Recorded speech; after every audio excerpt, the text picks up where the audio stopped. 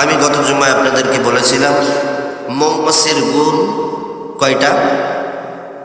আরো জোরে বলেন। 5টা বলেছিলাম, 3টা বাকি আছে। কয়টা? 2টা। এরপরে আমি আল্লাহ সুবহানাহু ওয়া তাআলার অসংখ্য কোরআনুল কারীমে অসংখ্য আয়াতে কারীমার মধ্যে একটি আয়াতে কারীমায় আল্লাহ তাআলা মানুষদেরকে 3টি কাজ করতে বললেন আর 3টি কাজ থেকে নিষেধ করলেন। 3টি কাজের আদেশ করলেন আর 3টি কাজ থেকে বিরত থাকতে বললেন। এই মোট 6টা কাজ যদি কোনো আল্লাহর বান্দা বান্দি করতে পারে, আল্লাহ তাআলা বললেন ওই জাতিকে, ওই মানুষটাকে পৃথিবীর মধ্যে শ্রেষ্ঠ মানুষ যিনি বানিয়ে দিবেন তিনি কে? আরো জোরে আল্লাহ তাআলা। আসেন তারই ধারাবাহিকতায় আমরা আজকেও কিছু কথা শুনবো ইনশাআল্লাহ। আমরা কেউ জবানটা বন্ধ রাখবো না, সব আমরা জবানটা, কণ্ঠটাকে উজাড় করে পবিত্র কোরআন আমরা সবাই তেলাওয়াত করি। আউযু বিল্লাহি মিনাশ শাইতানির রাজীম। বিতাড়িত শয়তানের ওয়াসওয়াসা থেকে আল্লাহ তাআলার কাছে পানাহ চাই। বিসমিল্লাহির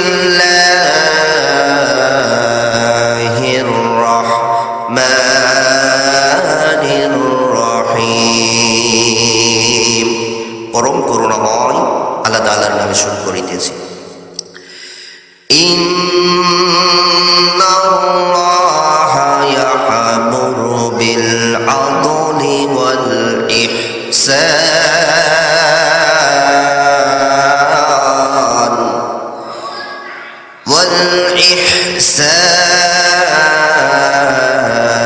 ওয়া ইতা'i যিল কুরবা ওয়া ইয়ানহা আনিল ফাহশা'i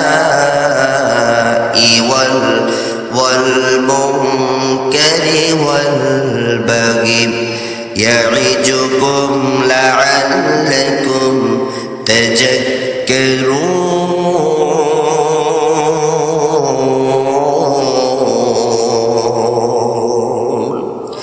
আল্লাহ তাআলা পবিত্র কোরআনুল কারীমের সূরাতুন নাহলের 90 নম্বর আয়াতে আল্লাহ তাআলা বললেন ইন্না মানে নিশ্চয়ই আল্লাহ মানে আল্লাহ, ইয়া'মুরু মানে আদেশ করলেন, ওয়াজ করলেন। আমার ভাইয়েরা আদেশ করলেন যিনি, গলার আওয়াজটা বড় করে বলেন তো তিনি কে? আরো জোরে আরো জোরে। আল্লাহ তাআলা বললেন ইন্না মানে নিশ্চয়ই আল্লাহ মানে আল্লাহ, ইয়া'মুরু মানে ওয়াজ করলেন, আদেশ করলেন, বিল আদাল ইনসাফ হয়ে যাও, ন্যায় পরায়ণশীল হয়ে যাও, ওয়াল ইহসান আল্লাহ সুবহানাহু ওয়া তাআলা বললেন ওয়াল ইহসান ইহসান ওয়ালা হয়ে যাও, সৎ আচরণশীল হয়ে যাও, ওয়া ইতা'i যিল কুরবা আত্মীয় স্বজনদের নিকট আত্মীয় স্বজনদের হক তুমি দিয়ে দাও। এই 3টা তোমরা পালন করো, 3টা তোমরা ধরো, এই 3টা কাজ করো। এরপর আল্লাহ তাআলা বললেন ওয়া ইয়ানহা আর তোমরা 3টা কাজ করবে না, 3টা কাজ তোমরা ছেড়ে দাও। আমি 3টা কাজ তোমাদেরকে করতে নিষেধ করলাম। 3টা কাজের মধ্যে 1 নম্বর হলো আনিল ফাহশা অশ্লীলতা ছেড়ে দাও, ওয়াল মুনকার মন্দ কাজ ছেড়ে দাও, ওয়াল বাগি সীমা লঙ্ঘন করো না, মানুষের উপর জুলুম করো না। অর্থাৎ আল্লাহ তাআলা এই আয়াতে কারীমায় বললেন তোমরা 3টা কাজ ধরো আর 3টা কাজ তোমরা ছাড়ো। 3টা কাজ তোমরা যদি করতে পারো আর 3টা কাজ তোমরা যদি ছাড়তে পারো, তাহলে এই পৃথিবীর মধ্যে যিনি আপনাকে আমাকে শ্রেষ্ঠ মানুষ হিসাবে কবুল করবেন, গলার আওয়াজটা বড় করে বলেন তো তিনি কে? আরো জোরে বলেন। আল্লাহ তাআলা বললেন 3টা কাজ যদি কেউ অন্য ব্যক্তি ধরতে পারে আর 3টা কাজ ছাড়তে পারে, আল্লাহ তাআলা পরে বললেন ইয়া'iজুকুম লা'আল্লাকুম তাযাক্কারুন।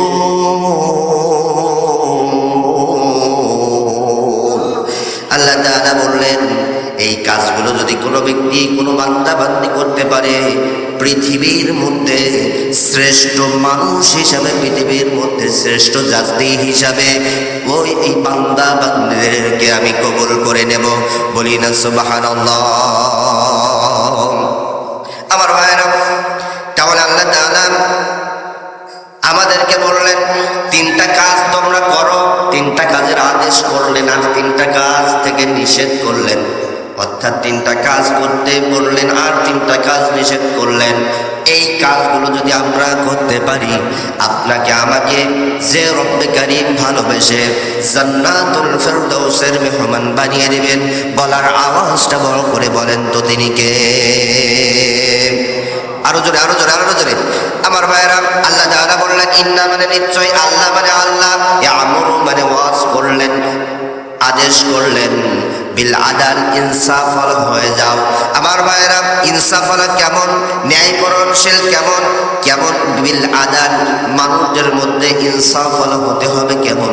আমার ভাইয়েরা, নবীদের সাহাবায়ে কেরামরা কেমন ইনসাফ ছিলেন। আমি গত জুম্মায় আপনাদের সামনে আবু বকর কেমন ইনসাফ নেতা ছিলেন বলেছিলাম। আজকে আপনাদেরকে বলবো বিল আদাল ইনসাফ নেতা কেমন ছিলেন। নবীজির সাহাবী, দ্বিতীয় খলিফা ওয়াদ্দ জাহানের প্রেসিডেন্ট হযরত ওমর রাদিয়াল্লাহু আনহু।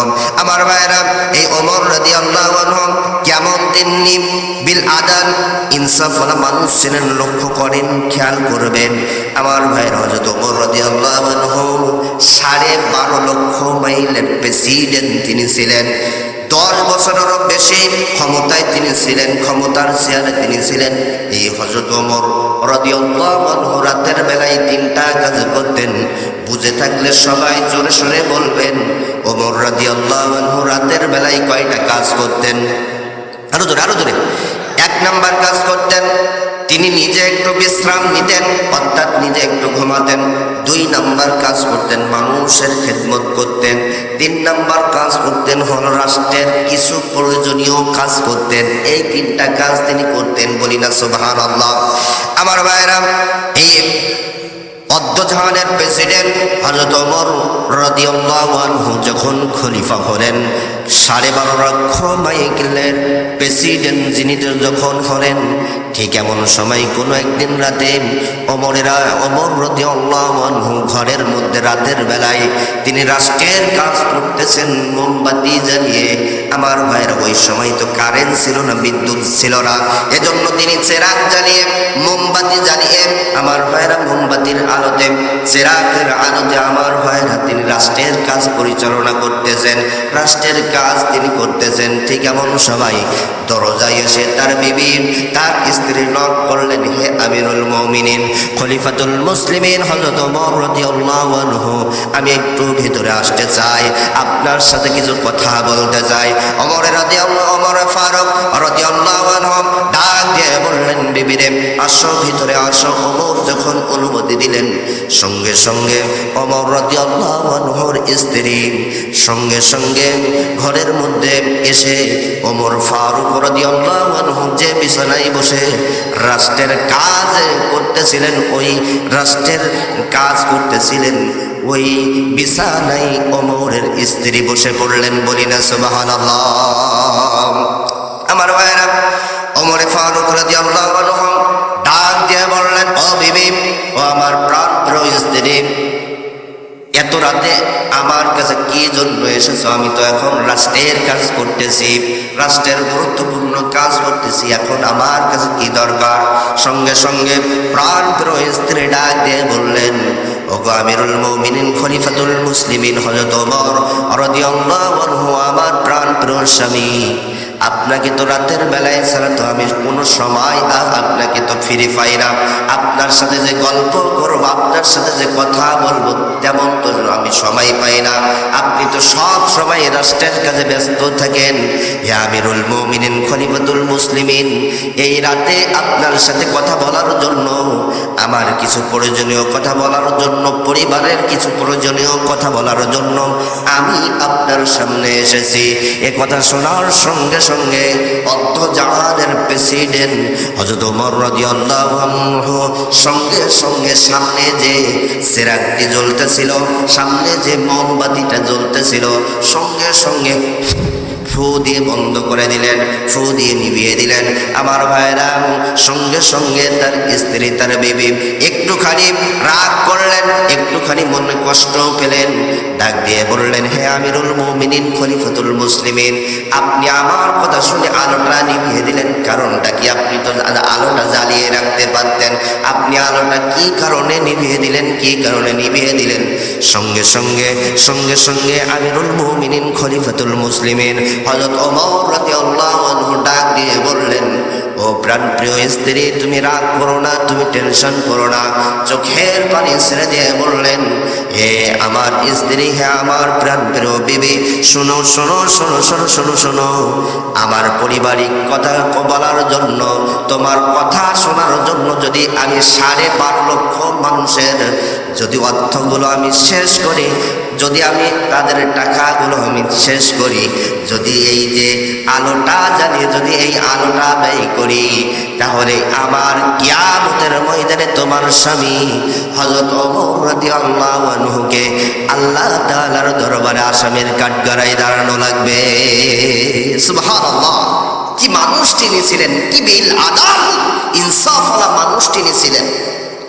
তিনি বললেন, ও প্রাণপ্রিয় স্ত্রী, তুমি কষ্ট পেও না, তোমার কথা শোনার জন্য যদি আমি রাষ্ট্রের টাকা যদি আমি শেষ করি, রাষ্ট্রের টাকা, রাষ্ট্রের অর্থে কিনা এই মোমবাতিটা যদি আমি জ্বালিয়ে শেষ করি, কিয়ামতের ময়দানে তোমার স্বামী ওমর আসামির কাঠগড়ায় আল্লাহ তাআলার সামনে দাঁড়িয়ে যাবে। বলিন আল্লাহু আকবার!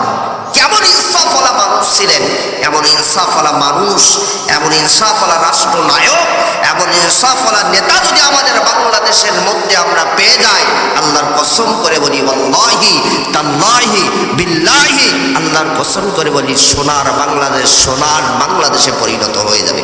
কথা বলেন ঠিক কিনা? এজন্য আমরা দোয়া করি আল্লাহ তাআলা যেন আমাদেরকে বিল আদাল ইনসাফওয়ালা মানুষ যেন আমাদেরকে তৈরি করে দেন। বলি না আল্লাহুম্মা আমিন। কারণ আমরা অনেক নেতা দেখেছি ক্ষমতায় যাওয়ার আগে একরকম, ক্ষমতায় যাওয়ার পর তাদের ব্যাংক ব্যালেন্সে টাকার আর অভাব হয় না। মানে যাওয়ার সঙ্গে সঙ্গে বেগম পাড়ায় টাকাগুলো পাচার করে দেয়, ক্ষমতায় যাওয়ার সঙ্গে সঙ্গে রাষ্ট্রের টাকাগুলো বিদেশে পাচার করে দেয়। কথা বলেন ঠিক কিনা?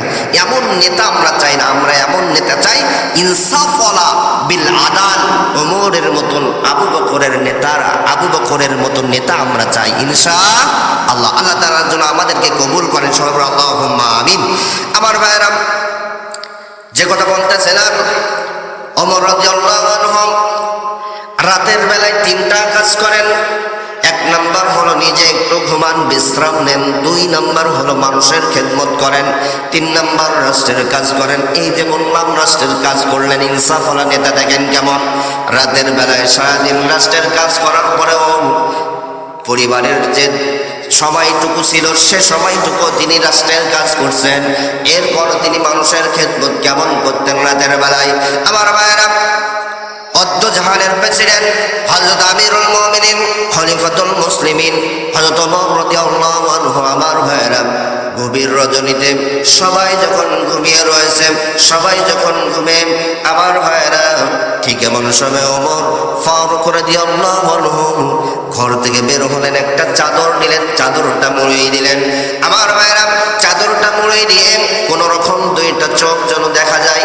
আমার ভাইরা, 2টা চোখ দেখা যাচ্ছে এমন ভাবে ছদ্মবেশ ধরে, আমার ভাইরা, মানুষের খোঁজ খবর নেওয়ার জন্য, রাষ্ট্রের মানুষের খোঁজ খবর নেওয়ার জন্য তিনি বের হলেন। তার রাষ্ট্রের কোনো মানুষ অসহায় অবস্থায় আছে কিনা, দুঃখে আছে কিনা, কষ্টে আছে কিনা, কোনো মানুষ কষ্টে আছে কিনা দেখার জন্য তিনি বের হলেন। আমার ভাইরা, যেতে যেতে যেতে যেতে বহুদূর চলে গেলেন। আমার ভাইরা, যাওয়ার পর তিনি দেখতে পেলেন একটি কুড়ি ঘরের ভিতর থেকে, একটি তাঁবুর ভিতর থেকে ছোট ছোট বাচ্চাদের কান্নার আওয়াজ আসে গভীর রজনীতে। ওমর ফারুক রাদিয়াল্লাহু আনহু অবাক হয়ে গেলেন, আশ্চর্য হয়ে গেলেন, এত গভীর রজনীতে কে কান্না করে, কে কান্না করে, কে কান্না করে। সঙ্গে সঙ্গে ওমর ফারুক রাদিয়াল্লাহু আনহু হাঁটি হাঁটি হাঁটি হাঁটি পা করতে করতে ওই ছোট্ট একটি কুড়ি ঘরের মধ্যে প্রবেশ করলেন। দেখতে পেলেন ছোট ছোট বাচ্চারা হাউমাউ করে গড়াগড়ি দেয় আর কান্না করে। আর তার পাশে এক বৃদ্ধা মহিলা একটা হাড়ির উপর চূড়ার উপর হাড়ি দিয়ে কি যেন রান্না করতেছে। আমার ভাইরা এই দৃশ্য দেখে ওমরে ফারুক রাদিয়াল্লাহু আনহু অবাক হয়ে গেলেন, এত রাতে বুড়িমা কি রান্না করে, কে রান্না করে? সঙ্গে সঙ্গে ওমরে ফারুক রাদিয়াল্লাহু আনহু ডাক দিয়ে বললেন, ওরে বুড়িমা, এত রাতে তুমি কি রান্না করো, কি রান্না করো? আর তোমার পাশে এত ছোট ছোট সন্তানেরা হাউমাউ করে কান্না করে, কারণটা কি, কারণটা কি? সঙ্গে সঙ্গে আমার ভাইরা বুড়িমা ডাক দিয়ে বললেন, ওরে পথিক, ওরে মুসাফির, আমি তো তোমাকে চিনি না, তবু তুমি আমার কাছে প্রশ্ন করেছো, আমি উত্তর দেই। এই যে ছোট ছোট সন্তানগুলো কান্না করতেছে, কান্না করতেছে, হাউমাউ করে কান্না করতেছে, এই ছোট ছোট সন্তানেরা আজ কয়েকটা দিন হয়ে গেল, 2-3টা দিন হয়ে গেল, কোনো কিছুই খেতে পারি নাই। বাড়িতে এমন কোনো কিছু নাই, খাদ্য খাবার নাই যে তাদের মুখে তুলে দেব। আমার ভাইয়েরা ক্ষুধার কারণে, ক্ষুধার যন্ত্রণায় ছোট্ট ছোট্ট মাসুম সন্তানেরা ছটফট ছটফট করতেছে। কয়েকটা দিন হয়ে গেল খাওয়া তারা পাই নাই। এজন্য আমি মা আর তো সহ্য করতে পারতেছি না, সন্তানদের কষ্ট তো আমি মা আর তো সহ্য করতে পারছি না। এ কারণে মিথ্যা সান্ত্বনা দেওয়ার জন্য, সন্তানদের মিথ্যা সান্ত্বনা দেওয়ার জন্য একটা পাতিলে, একটা হাঁড়িতে কিছু পানি নিয়ে ওই পানিটা, ওই হাঁড়িটা চুলার উপরে দিয়ে আমি মিথ্যা নাড়ানাড়ি করতেছি, এই মিথ্যা জাল দিচ্ছি, যাতে করে সন্তানেরা মনে করে যেন মা যেন কি রান্না করতেছে। সান্ত্বনা হয়ে তারা কান্না করতে করতে যেন এই রাতে ঘুমিয়ে পড়ে। আল্লাহু আকবার। আমার ভাইরা, এই কথা যখন ওমরে ফারুক রাদিয়াল্লাহু আনহু শুনলেন, তিনি হাউমাউ করে চোখের পানি টপ টপ টপ টপ করে ওমরে ফারুক রাদিয়াল্লাহু আনহুর দাড়ি মুবারক ফেজে গেল কান্নায়। আমার ভাইরা, এ কথা শোনার সঙ্গে সঙ্গে ওমরে ফারুক জাহানের প্রেসিডেন্ট ওমর রাদিয়াল্লাহু আনহু একটুখানি ডাক দিয়ে বললেন, ও বুড়িমা, একটুখানি অপেক্ষা করো, একটুখানি অপেক্ষা করো, আমি একটু পরে আপনার বাড়িতে আবার আসতেছি। এই বলে ওমরে ফারুক রাদিয়াল্লাহু আনহু দৌড়ে চলে গেলেন। আমার ভাইরা রাষ্ট্রের খাজানায় তিনি চলে গেলেন। রাষ্ট্রের সম্পদ থেকে আমার ভাইরা কিছু ময়দা নিলেন, কিছু আটা নিলেন, কিছু খেজুর নিলেন, কিছু ঘি নিলেন। আমার ভাইরা সব কিছু নিয়ে একটা বস্তায় যখন করলেন, আমার ভাইরা ওই বস্তাটা যখন ওমরে ফারুক রাদিয়াল্লাহু আনহু জাহানের প্রেসিডেন্ট, আমার ভাইরা যখন তিনি কাঁধে উঠাতে যাবেন, ঠিক এমন সময় রাষ্ট্রের কর্মচারী দৌড়ে এসে বলতেছেন, হে আমিরুল মুমিনিন খলিফাতুল মুসলিমিন, আপনি আমার কাঁধে ওই বস্তাটা তুলে দেন, আপনি যে জায়গায় আমাকে নিয়ে যেতে বলবেন, আপনার পিছন পিছন আমি আপনার পিছন পিছন নির্দিষ্ট গন্তব্য জায়গায় নিয়ে যাব। সুবহানাল্লাহ। আমার ভাইরা, আমিরুল মুমিনিন খলিফাতুল মুসলিমিন চোখের পানি ছেড়ে দিয়ে বললেন, ও আমার ভাই, তুমি তো আজকে এই আটার বস্তা, এই খাদ্যের বস্তা তুমি আমার কষ্ট সহ্য করতে পারছো না, এ কারণে তুমি তো তোমার ঘরে নিতে চাচ্ছ, কিন্তু কঠিন কিয়ামতের ময়দানে আল্লাহ তাআলার আসামের কাঠগড়ায় যখন আমি দাঁড়িয়ে যাব, আমার পাপের বস্তাগুলো, আমার পাপের বোঝাগুলো কি তুমি আমার কাছ থেকে, আমার কাঁধের থেকে তোমার কাঁধে নিয়ে নেবে? এ কথা শোনার সঙ্গে সঙ্গে রাষ্ট্রের কর্মচারী থরথর থরথর করে কাঁপলেন। কোনো কথা আর তার জবান থেকে মুখ দিয়ে বের হয় না। সঙ্গে সঙ্গে আমার ভাইয়েরা ওই রাষ্ট্রের কর্মচারীকে ডাক দিয়ে বললেন, ও রাষ্ট্রের কর্মচারী, ও আমার প্রাণ প্রিয় ভাই, শোনো শোনো শোনো শোনো, যেহেতু তুমি কিয়ামতের ময়দানে আমার পাপের বোঝা তুমি ঘাড়ে করবে না, অতএব আজকে এই বোঝাটা তুমি নিয়ে যেতে পারবে না, এই বোঝাটা আমার মাথায় তুলে দাও, আমার ঘাড়ে তুলে দাও, আমি নির্দিষ্ট গন্তব্য জায়গায় পৌঁছে দেব। সুবহানাল্লাহ। আমার ভাইরা, আমিরুল মুমিনিন খলিফাতুল মুসলিমিন হযরত ওমর ফারুক রাদিয়াল্লাহু আনহু কর্মচারী 12 লক্ষ 12.5 লক্ষ বর্গ মাইলের প্রেসিডেন্ট, যিনি নেতা, আমার ভাইয়েরা তার কাঁধে তুলে দিলেন। আমার ভাইয়েরা এখানে একটুখানি পয়েন্ট বলে যাই, আমাদের দেশের নেতা যখন হয়ে যায়, ওই দেশের নেতাদেরকে শেল্টার দেওয়ার জন্য, পাহারা দেওয়ার জন্য সামনে বডিগার্ড, পিছনে বডিগার্ড, ডাইনে বডিগার্ড, বামে বডিগার্ড, কথা বল। এমনকি এখন আবার নতুন ডিজিটাল যুগ, সামনে বুলেট প্রুফ কয়েকটা গাড়ি, পিছনে বুলেট প্রুফ কয়েকটা গাড়ি, ডাইনে বামে সব বুলেট প্রুফ গাড়ি দিয়ে আমার ভাইয়েরা নেতাকে শেল্টার দেয়। কিন্তু আমার ভাইয়েরা জাহাজের প্রেসিডেন্ট, যিনি 12.5 লক্ষ বর্গ মাইলের নেতা, তিনি আমার ভাইয়েরা রাতের বেলায় কোনো কর্মচারী নিয়ে গেলেন না, তিনি কোনো বডিগার্ড নিয়ে গেলেন না, তিনি একটা কম্বল জড়িয়ে ছদ্মবেশ ধরে মানুষের খেদমত করার জন্য মানুষের দুয়ারে দুয়ারে ঘুরতেছেন। সুবহানাল্লাহ! কি নেতা, কি বিল আদল, কি ইনসাফওয়ালা নেতা ওমরে ফারুক ছিলেন। আর আমরা নেতা হওয়ার পর, নেতা হওয়ার আগে মানুষের কাছে কাছে যাই, বাড়িতে বাড়িতে যায়, কিন্তু একবার নেতা হতে পারলে ওই কর্মীরা যদি তার বাড়িতে একবার পথ পড়ে যাবে, 2বার 5বার যাবে, তাও দূরের থেকে কথা বলবে যে আগামী পরশু এসো, 1 মাস পরে এসো, দেখা করবে। কিন্তু ওমরে ফারুক রাদিয়াল্লাহু আনহু নেতাবিহীন, কর্মীবিহীন রাতের আধারে মানুষদের সেবা করার জন্য তিনি বাড়িতে বাড়িতে ঘুরতেছেন। বলি না সুবহানাল্লাহ! আমার ভাইয়েরা, যে কথা বলতেছিলাম, রাষ্ট্রের কর্মচারীর কাছ থেকে খাদ্যের বোঝাটা মাথায় তুলে নিয়ে, ঘাড়ের মধ্যে তুলে নিয়ে ওমরে ফারুক রাদিয়াল্লাহু আনহু দৌড়ে চললেন বুড়িমার বাড়িতে। বুড়িমার বাড়িতে চলে গেলেন। বুড়িমার বাড়িতে চলে যাওয়ার সঙ্গে সঙ্গে সঙ্গে সঙ্গে আমার ভাইয়েরা ডাক দিয়ে বললেন, ও বুড়িমা, নিয়ে এসেছে এই খাদ্য খাবার রান্না করো।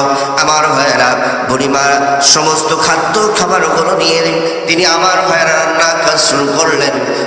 জাহানের প্রেসিডেন্ট আমার ভাইয়েরা ওমরে ফারুক রাদিয়াল্লাহু আনহু তিনিও ওই বুড়িমার কাজে সহযোগিতা করলেন। রান্না যখন হয়ে গেল, আমার ভাইয়েরা রুটিগুলো যখন আমার ভাইয়েরা তৈরি করা হয়ে গেল, রুটিগুলো ছোট্ট ছোট্ট করে ছিঁড়ে ছিঁড়ে আমার ভাইয়েরা ওই যে মাসুম সন্তান, ছোট্ট ছোট্ট সন্তান ছিল, তাদেরকে ওমরে ফারুক রাদিয়াল্লাহু আনহু পায়ের উপর বসিয়ে তাদেরকে গালে তুলে তিনি খাওয়িয়ে দিলেন। সুবহানাল্লাহ, সুবহানাল্লাহ! আমার ভাইয়েরা খাওয়ানো শেষ, তৃপ্তি সহকারে বাচ্চারা খেলেন, কান্নাও বন্ধ হয়ে গেল। আমার ভাইয়েরা সমস্ত সন্তানেরা যখন ঘুমিয়ে পড়ল, ওমরে ফারুক রাদিয়াল্লাহু আনহু যখন বুড়িমার কাছ থেকে বিদায় নিয়ে ওই ছোট্ট করে ঘর থেকে যখন বের হয়ে চলে আসবেন, আমার ভাইয়েরা ঠিক এমন সময় ছোট্ট ওই বুড়িমা ডাক দিয়ে বললেন, ও পথিক, আমি তো তোমাকে চিনি না, ও মুসাফির ভাই, আমি তো তোমাকে চিনি না। শোনো শোনো শোনো শোনো, আমার কেন যেন মনে হচ্ছে আল্লাহ তাআলা জাহানের প্রেসিডেন্ট ওমরকে না বানিয়ে যদি তোমাকে বানাতো, তোমার মতন মানুষকে বানাতো, তাহলে এই জাহানের মধ্যে, এই ওমরের রাষ্ট্রের মধ্যে কোনো মানুষ না খেয়ে অভাবে মারা যেত না। সুবহানাল্লাহ! যদি ওমর রাষ্ট্রপ্রধান না হয়ে তোমার মতন কোন মানুষ রাষ্ট্রপ্রধান হতো, তাহলে আমরা এই গরিব মানুষেরা অনাহারে দিন যাপন করতাম না, দুঃখ কষ্ট আমাদের আর থাকতো না। বলি না সুবহানাল্লাহ! আমার ভাইয়েরা, ওমরে ফারুক রাদিয়াল্লাহু আনহু চোখে আর পানি আটকাতে পারলেন না। বুড়িমাকে ডাক দিয়ে বললেন, ও বুড়িমা, শোনো শোনো শোনো শোনো শোনো, আগামীকাল ওমর রাদিয়াল্লাহু আনহুর দরবারে সকালবেলা যাবে, আমি আপনার পরিবারের জন্য কিছু খাদ্য খাবারের ব্যবস্থা করে দেব। আমার ভাইয়েরা, ওমর ফারুক রাদিয়াল্লাহু আনহু এই কথা বলে জাহানের প্রেসিডেন্ট, জাহানের খলিফা, আমার ভাইয়েরা বাদশা, তিনি ওখান থেকে বের হয়ে একাকী বাড়িতে চলে আসলেন। সকাল হয়ে গেল, রাষ্ট্রের কাজ শুরু হয়ে গেল। রাষ্ট্রের মেম্বারে, রাষ্ট্রের চেয়ারে, সিংহাসনে 12.5 লক্ষ বর্গ মাইলের প্রেসিডেন্ট আমার ভাইয়েরা ক্ষমতার চেয়ারে বসে রয়েছেন। আমার ভাইয়েরা, এদিকে সকাল হয়ে গিয়েছে। বুড়িমা ওমরে ফারুক রাদিয়াল্লাহু আনহু দরবারে হাজির হয়ে গেলেন। দরবারের দরজা দিয়ে যখনই প্রবেশ করেছে, দেখতে পেলেন গত রাতে তার বাড়িতে মুসাফির হয়ে যে যুবক ছেলেটি গিয়েছিল, সেই যুবক মানুষটি আজকের ওমরের চেয়ারে বসে রয়েছে। সুবহানাল্লাহ। তিনি বুঝে ফেললেন তাহলে ওমর রাদিয়াল্লাহু আনহু গতকাল রাতে আমার বাড়িতে গিয়েছিল। বলি না সুবহানাল্লাহ। আমার ভাইয়ের কথা চিন্তা করে ওই বুড়িমা আমার ভাইয়েরা থরথর করে কাঁপে, কারণ আমি না জানি ওমরের সাথে কত অন্যায় করেছি, পাপ করেছি। তিনি 12.5 লক্ষ বর্গ মাইলের প্রেসিডেন্ট। আমি তাকে বলেছি তুমি না হয়ে যদি অন্য কোনো মানুষ তোমার মতন মানুষ হতো তাহলে ভালো হতো। এজন্য যদি আমার শাস্তি দেয়, বুড়িমার পা আর সামনের দিকে যায়। কথা বলেন। কারণ যে ওই রাতের বেলায় কাজ করিয়ে নিয়েছে, রান্না করিয়ে নিয়েছে, বাচ্চাদেরকে খাওয়িয়ে দিয়েছে, এ কথা চিন্তা করে সামনের দিকে আর পা যায় না। সঙ্গে সঙ্গে ওমরে ফারুক রাদিয়াল্লাহু আনহু বুঝতে পারলেন, সঙ্গে সঙ্গে তার রাজ্যে তার সিংহাসন থেকে তার চেয়ার থেকে নেমে বুড়িমার সামনে গিয়ে বুড়িমার হাতটা জড়িয়ে ধরে বলতে লাগলেন, ও বুড়িমা, মেহেরবানি করে আপনি আমাকে মাফ করে দিন, আপনি আমাকে মাফ করে দিন। মেহেরবানি করে আপনি কিয়ামতের ময়দানে অদ্দজাহানের প্রেসিডেন্ট ওমরকে আসামের কাঠগড়ায়, আল্লাহ তাআলার দরবারে আসামের কাঠগড়ায় তুলবেন না। আল্লাহু আকবার। যে আপনি আমার দেশের নাগরিক, আপনি আমার রাষ্ট্রের নাগরিক, আর আপনার সন্তানেরা না খেয়ে কান্নাকাটি করতেছে, কিয়ামতের ময়দানে আমি আসামের কাঠগড়ায় দাঁড়িয়ে যাব। মা, আপনি মেহেরবানি করে আপনার হাত দুখন ধরে আসামের কাঠগড়ায় আমাকে দাঁড় করিয়েন না। আল্লাহু আকবার। এমন যদি হতো আমারও দেশের শাসক হতো, ওমরেরই মতো হতো, আবু বকরের মতো, পূজার দুঃখে তাদের চোখে আসত না রে ঘুম, দেশের ভিতর পড়ে যেত শান্তি সুখের ধুম, গরিব দুঃখী ভোগা নাগা নাহি পাওয়া যেত, যদি আমার শাসক হতো ওমরেরই মতো হতো, আবু বকরের মতো। জনগণের খোঁজ খবর নিত রাত দুপুরে, ঘুরে ঘুরে দেখতো কি কেউ আসে অনাহারে, আমার দেশের মা বোনেরা লাঞ্ছিত হতো না, আমার দেশের কৃষক শ্রমিক বঞ্চিত হতো না, ধনী গরিব ভালোবাসায় জীবন ফিরে পেত, যদি আমার শাসক হতো ওমরেরই মতো হতো, আবু বকরের মতো। আল্লাহু আকবার। এজন্য আমরা চাই ওমরের মতন এমন একজন নেতা, ওমরের মতন এমন একজন রাষ্ট্রনায়ক, যে জনগণ তাদের কাছে যাবে না, জনগণের চেয়ারে বসার পর জনগণের কাছে আসবে, যারা করবে এমন নেতা আমরা চাই ইনশাআল্লাহ। এই ওমরের মতন নেতা, ওমরের আবু বকরের মতো নেতা আল্লাহ তাআলা যেন আমাদের এই রাষ্ট্রের জন্য, সুন্দর দেশের জন্য আল্লাহ তাআলা যেন কবুল করেন। সবাই বলি আল্লাহুম্মা আমিন। আরো জোরে বলি আল্লাহুম্মা আমিন। আমার ভাইয়েরা, আমি যে কথা বলতেছিলাম, ইন্না মানে নিশ্চয়ই, আল্লাহ মানে আল্লাহ, ইয়ামুরু ওয়াজ করলেন, আদেশ করলেন, বিল আদাল, ইনসাফ ওয়ালা হয়ে যাও। এই ইনসাফ হলো আমাদের মাঝে যদি থাকে, আমার ভাইয়েরা, কোনো মানুষ অন্যায়ভাবে কোনো মানুষকে কষ্ট দিতে পারবে না। ইনসাফ যদি আমাদের উপর থাকে, কোনো মানুষ অন্যায়ভাবে তার আপন ভাইয়ের সম্পত্তিগুলো দখল করতে পারবে না। ইনসাফ যদি আমাদের মধ্যে থাকে, বিল আদাল যদি থাকে, কোনো ভাই কোনো ভাইকে, আমার ভাইয়েরা, ক্ষমতার জোরে মিথ্যা তহবাত, মিথ্যা মামলা হামলা দিতে পারবে না। এটাই হলো বিল আদাল, ইনসাফওয়ালা। এজন্য আমরা দোয়া করি আল্লাহ তাআলা যেন সবাইকে ইনসাফওয়ালা মানুষ হিসাবে কবুল করেন। সবাই জোরে সরে বলে আল্লাহুম্মা আমিন। এরপরে হলো ওয়াল ইহসান, সদাচরণশীল, ইহসানওয়ালা। আমার ভাইয়েরা, আল্লাহ তাআলা যদি বাঁচিয়ে রাখে, আগামী জুম্মায় আলোচনা করবো। আল্লাহ তাআলা যেন আমাদেরকে সেই পর্যন্ত তৌফিক দান করে। আমিন। আখিরু দাওয়ানা আলহামদুলিল্লাহি রাব্বিল আলামিন। আসসালামু আলাইকুম ওয়া রাহমাতুল্লাহি ওয়া বারাকাতুহু। যারা সুন্নাত পড়েন সুন্নাত পড়েন।